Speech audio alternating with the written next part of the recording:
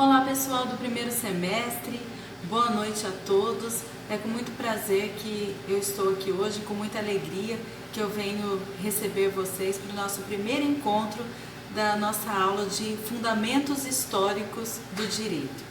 Eu sou a professora Cristiane Bossoni de Oliveira Carmanhães. Trabalho aqui na Unic, trabalho nessa instituição já desde 2007, então há 13 anos. Trabalho com direito tributário, com direito ambiental, direito empresarial e fundamentos históricos do direito, entre outras disciplinas. Hoje, então, é o nosso primeiro encontro, gostaria de estar aí presente com vocês, mas como hoje não foi possível, em razão de todas as dificuldades que nós estamos encontrando, em razão dessa quarentena, nós vamos fazer a nossa primeira aula, nosso primeiro encontro por vídeo. Eu quero pedir desde já que vocês acessem os documentos que estão no portal. Deixei para vocês um material bastante interessante, desde lá da nossa primeira aula, que fala sobre a história do direito, que fala sobre os fundamentos jurídicos do direito e fala também sobre a introdução ao direito, Fala de como foram formadas as regras, conta a nossa história, como um todo no Brasil e também no mundo, como surgiu o direito no mundo. É uma viagem, para quem está iniciando aí os estudos de direito, é uma viagem bastante interessante, tenho certeza que todos vão gostar. E estou assim ansiosa para o nosso encontro presencial, que espero que seja o quanto antes possível. Bom, hoje é o nosso quinto encontro, Estou falando hoje com vocês sobre o nosso quinto encontro. Vocês encontram lá no portal todo o material referente a essa aula de Fundamentos do Direito, nosso quinto encontro. Quinto encontro trata da história de Roma e sua fundação. Então hoje nós vamos falar um pouquinho do direito romano, como que aconteceu as primeiras instituições do direito lá em Roma. Peço que vocês acessem a página 66 do livro, desse material que eu deixei aí para vocês na aula 5. A página 66, ela traz um mapa do Império Romano, mostrando como era grande, como foi instituído o Império Romano na época. Eu achei bastante interessante esse mapa, por isso estou sugerindo que vocês vejam também esse mapa. Bom, como nasceu Roma? Existem várias divergências sobre a constituição de Roma, como surgiu Roma.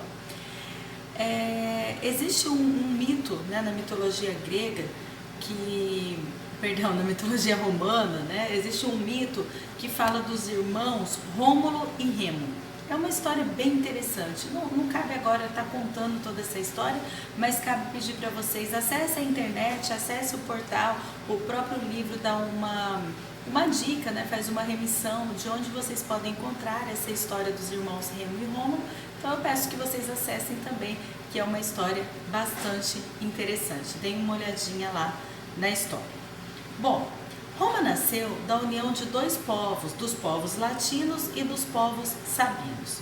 Diz a história que os povos latinos constituíram a estrutura do Estado como um todo, Instituíram Roma estruturado da forma como foi, mas estabelecendo o Estado.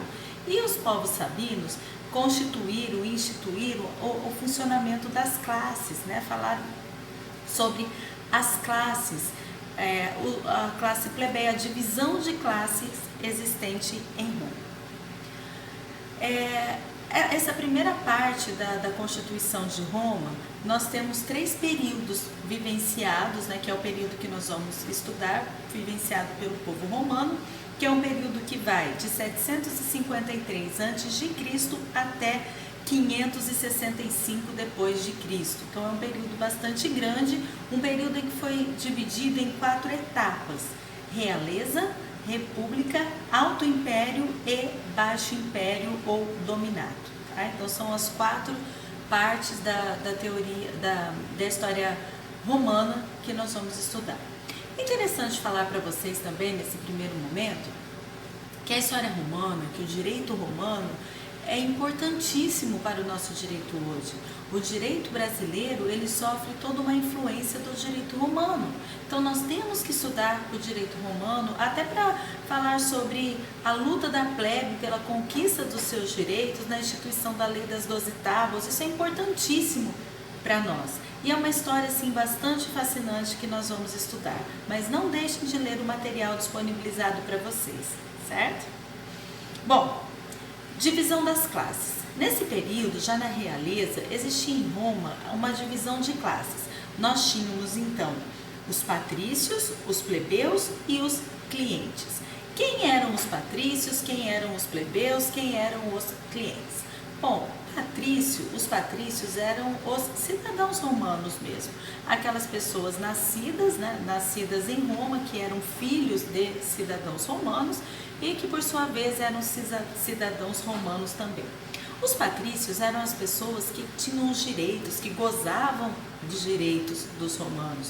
Podiam adquirir propriedades, poderiam ter escravos e, via de consequência, tinham também os seus deveres. Os patrícios, então, eram pessoas que pagavam tributos e também tinham a obrigação de servir o exército romano, né? Como cidadão romano, todo cidadão romano tinha essa obrigação de servir o exército, prestar serviços militares. Mas, por outro lado, eles poderiam ocupar cargos públicos, poderiam integrar o Senado romano também. E quem eram os clientes? Os clientes eram aquelas pessoas estrangeiras que adentraram em Roma, que chegaram no território romano e que foram salvadas por um pai de família, que eram protegidas, né, por uma pessoa importante, por um patrício importante em Roma.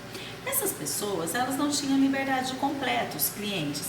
Eles teriam que servir essas famílias que os resgatou, essas famílias que cuidavam deles. Então, eles estavam vinculados, eles estavam sob a proteção de uma família, né, de um patrício romano, mas, por outro lado, ele tinha também que servir essa família, inclusive na guerra.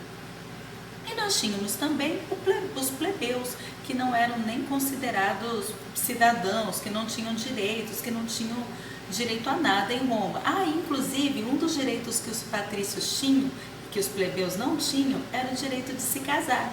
Patrício só podia casar com patrício e os plebeus não poderiam se casar. Isso eu achei bastante interessante. Bom, os plebeus, então, começaram a perceber que eles poderiam ter direitos. Porque só os patrícios teriam direito? O que é diferente, né, entre um patrício e um plebeu para que eles não tivessem direitos?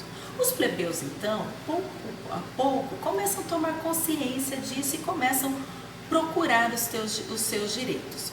Até que, no ano de 1452 a.C., os plebeus criaram uma comissão para elaborar uma lei que viesse regular relações e estabelecer direitos e deveres do povo, né? O direito dos plebeus. E essa comissão criada pelos plebeus foi desencadear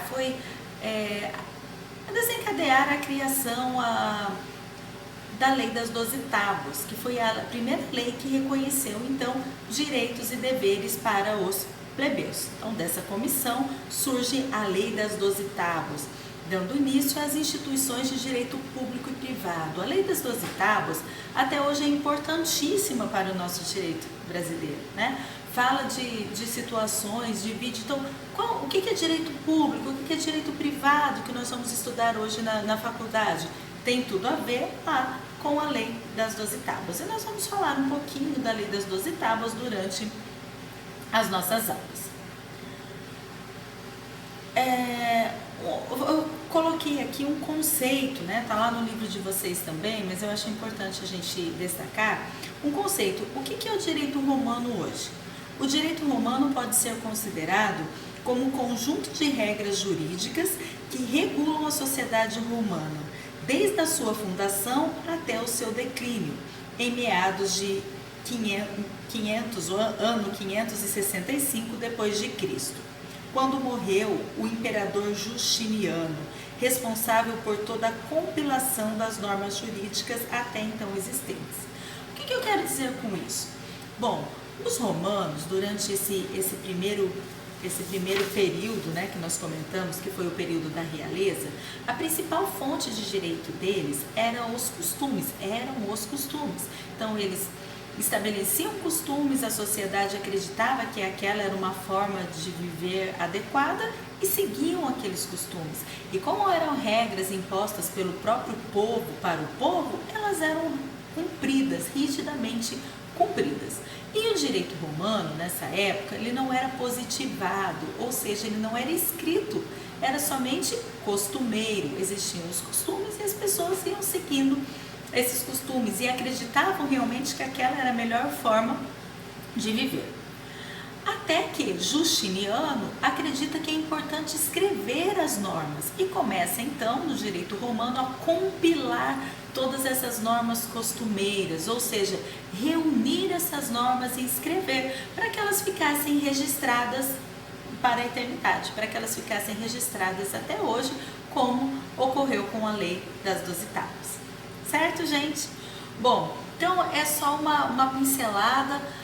Esse vídeo, né, traz algumas informações interessantes, né, sobre os fundamentos históricos do direito, mas ele serve na realidade para chamar vocês para o estudo, para dizer para vocês do primeiro semestre que eu coloquei um material bastante interessante para vocês lá no portal, o link, né, que direciona para o material, que eu peço que vocês olhem esse material e também respondam as questões lá colocadas na pós-aula. Então, nós temos na pré-aula o material relativo a essa sessão, a essa unidade que nós estamos estudando.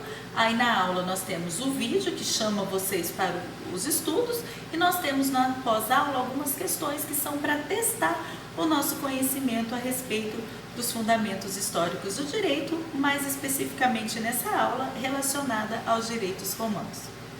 Certo? Então, não demore para começar os seus estudos, lembrando a todos que nós temos lá no portal também o Desafio Nota Máxima. Precisamos realizar o Desafio Nota Máxima, ele tem algumas etapas, né, que vão vencendo, que precisam ter os prazos devidamente cumpridos, certo? E qualquer dúvida eu posso atendê-los, né, pelo WhatsApp, posso atendê-los via portal, então envie suas dúvidas. E espero em breve estar encontrando todos vocês pessoalmente, certo? Um abraço pessoal, Deus abençoe a todos e até a semana que vem no nosso 6º encontro.